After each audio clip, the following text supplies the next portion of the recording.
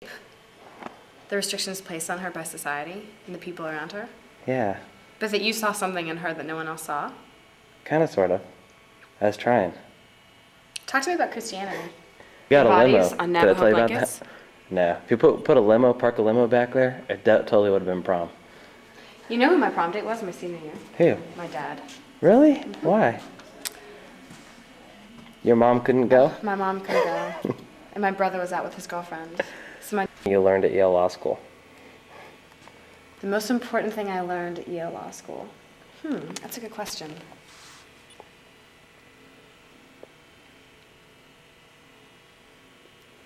Don't trust anyone. Who did you write the poem American Girl for? Oh, man. Who was that about? Kind of like my ex-girlfriend, I guess. Kind of like me. Bit about her, actually. Her purity.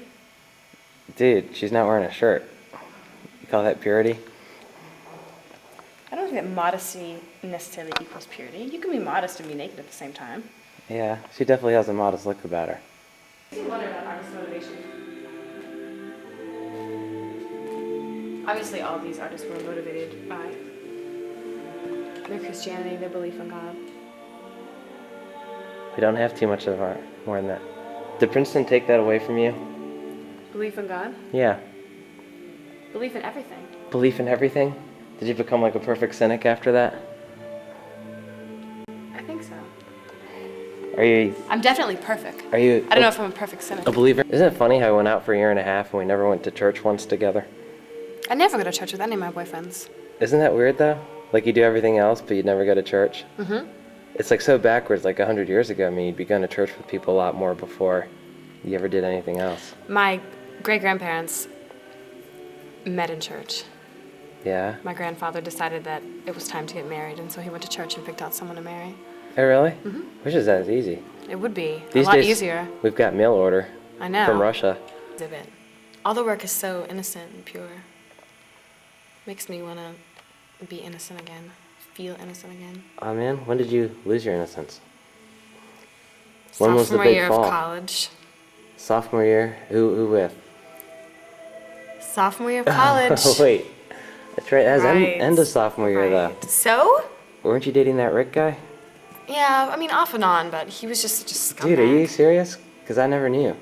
Yes, I'm serious. How I come wouldn't you- joke about this. How come you never said anything about it? You never asked me. Besides, it was embarrassing, you know? I guess it's a tough thing to bring up. Yeah, it's not exactly the most romantic thing to say. You know, it's weird. It's like in today's context, that's like almost a tougher thing to bring up than just going ahead with everything else. Yeah. It's like almost backwards. Yeah, it is. That's how I felt about it. I mean, all my friends lost their virginity when they were away at boarding school, and here I was, the 19-year-old virgin. Oh Yeah, man, so, you should have gotten yeah, a T-shirt that's why I made. didn't tell you. I know, right? If I'd made it to 20 years, I think I would have. Were you embarrassed about it? Of course. You were? Of course. I'm surprised you didn't know, though. Oh man. I mean, that you couldn't tell. I didn't know that your dad had taken you to prom either, but I guess I should have figured. I should have figured it didn't happen at prom. Right. I know. Oh, he tried, you know, but I said no, and he listened. That's right, you're from I'm Kentucky. kidding. Don't kidding. think bad things about my dad. All right, but He could be defended, but I don't know, Elliot. I didn't know you that well yet, and I don't know. I know. That's probably why you were like freaking out like ever since that. Because seriously, I thought it was like, I don't know. That's why I'm still attached to you. Well, it used to be that you used to have the whole pledge of the eternal soul that walked hand in hand with kind of the physical act. Right. I mean, and that there's something cool to be said about that. You know, I mean, it says, what God has joined together, let not man put asunder. Right. And I mean, you take that whole pledge with everybody, and you kind of become one being. But that whole idea of unity, I don't know, it's like everyone's for himself, like you said. Right. I know Kant spoke a lot about the problem of sexual intimacy before marriage, because when you desire someone, you really only desire them for their body or for a part of their body and not the whole being. But to truly consummate union with another person, it requires a state of marriage. Book.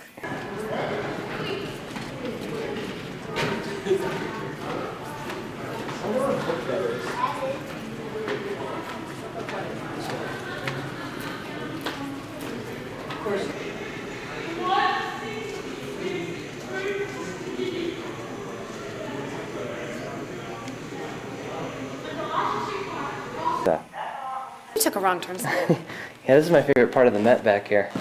The cinder block wall section. Looks pretty degenerate to me. It's like, oh man. Do you still play? Yeah. Actually, you want to hear You this? play something for me? Yeah.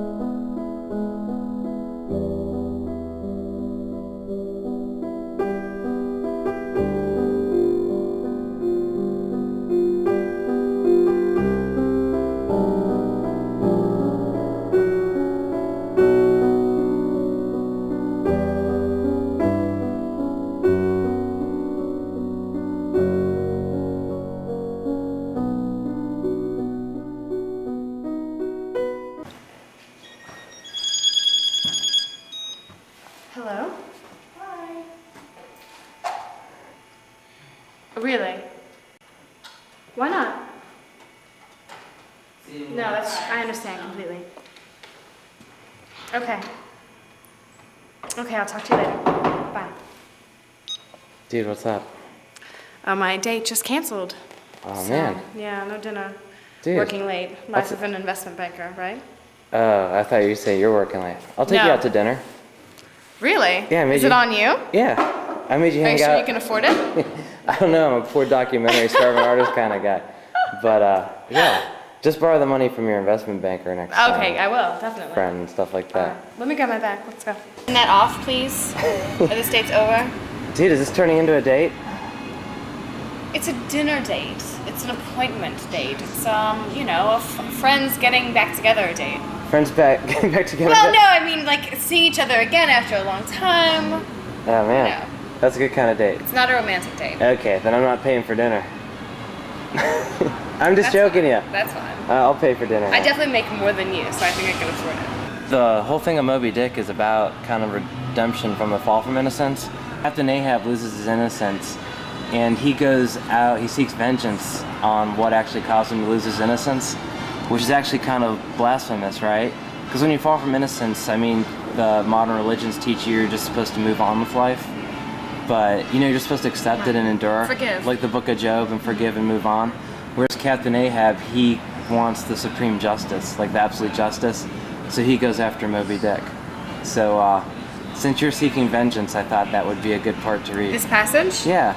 Since you're seeking vengeance by rejecting my books, Simon and Schuster, then... Captain Ahab, I have heard of Moby Dick. But it was not Moby Dick that took off thy leg. Who told thee that? Cried Ahab, then pausing. I, Starbuck, I, my hearties all round. It was Moby Dick that dismasted me.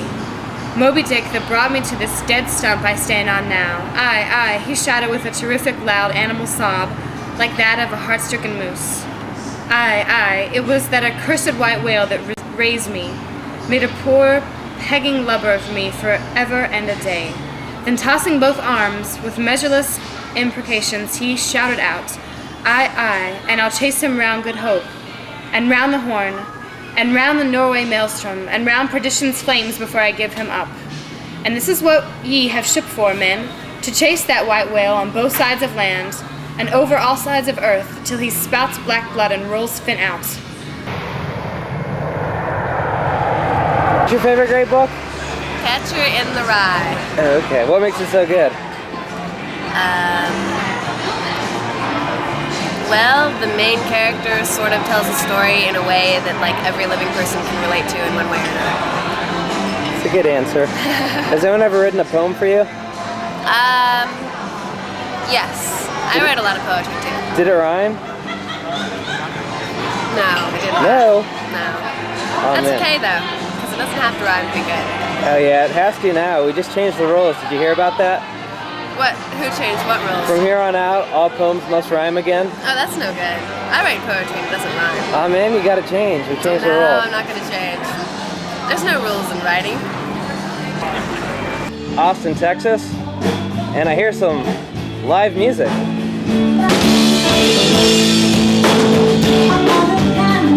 Hey, what's your favorite great book or classic? J.D. Salinger. He died today. How did he die? I just heard. Oh man. My favorite great book or classic? My favorite book is not a classic, unfortunately, but What it's is called Playing the Bones. What's it about? Playing the Bones, it's about it's about a Southern girl's experience growing up in Texas. That sounds like a great book to me. It is a great book, actually. It's by Louise Red. It's called Playing the Bones. One of the only authors I can actually sit down and start and finish a book with. But Dominic and I are really trying to. Hey, young man. Hey, young man. Should you mention these classes? Yeah, great. Well, let me tell you this, hey, young man, did you mention the classics? Well, let me tell you this about that. Dante and Shakespeare, they define you. There are no others. The divine comedy, nothing like it. Cheers to that. Dreams of thunder, go work in the morning, to come home in the evening and not have a goddamn thing to say. Favorite book in the whole world, Moby Ishmael. Moby Dick is my favorite book in the whole world. It's really what I live my life after. I don't think you ever read it. I haven't read it. Why am I holding a copy of Moby Dick on stage? Why did this happen? That's some good news.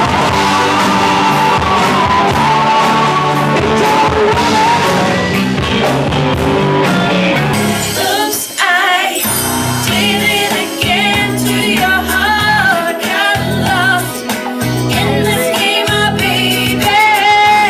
Oops, you innocent from above. I'm not that innocent. Oops, I did it. Brittany. No pictures, no pictures. Oh man, I just want to ask her what her favorite great book is. No. She's busy. Brittany. She's busy. Back here. No pictures. Get back here. Come on. No pictures. Hey, you, the camera. It makes sense, like the words make sense, but you have to kind of muck through it. And it Sometimes it's fun mucking through it if you get a reward. like if the reward was like a cookie or something. Yeah, If it was a chocolate chip cookie, I would do it. for one big chunk. Read this book again, you'll like it. I just want you to say squid. Okay, so squid. But it all works out. What chapter is it in though? It's in chapter 58, which is Brit. Lots of pastoral images, according to this.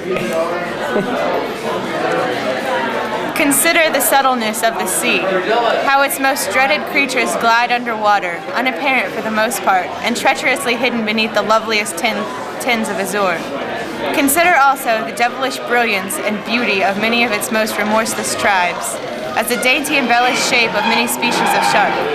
Consider once more the universal cannibalism of the sea, all whose creatures prey upon each other, carrying on eternal war since the world began. Consider this, and then turn to this green, gentle, and most docile earth. Consider them both, the sea and the land. And do you not find a strange analogy to something in yourself? For as this appalling ocean surrounds the verdant land, so in the soul of man there lies one insular Tahiti, full of peace and joy, but encompassed by all the horrors of the half